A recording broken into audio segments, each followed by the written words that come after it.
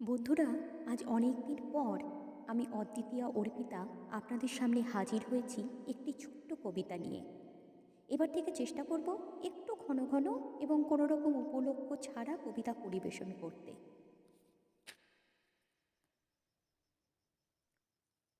আমরা দুজন একটি গায়ে থাকি, সেই আমাদের একটি মাত্র সুখ।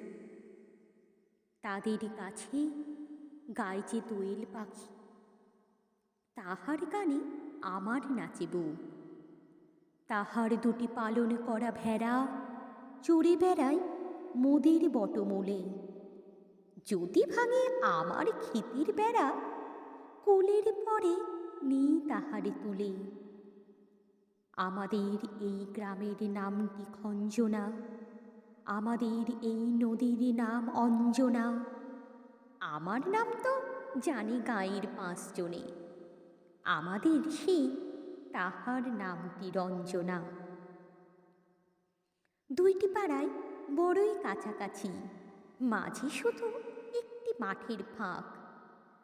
তাদের বনের অনেক মধুমাছি মোদের বনে বাঁধে মধুর চাক। তাদের ঘাটে পূজার জবামালা ভেসে আসে মোদের বাঁধা ঘাটে। তাদের পাড়ার কুসুম ফুলের ডালা বেচতে আসে মোদের পাড়ার হাটে। আমাদের এই গ্রামের নামটি খঞ্জনা, আমাদের এই নদীর নামটি অঞ্জনা। আমার নাম তো জানি গাঁয়ের 5 জনে, আমাদের সেই তাহার নামটি রঞ্জনা।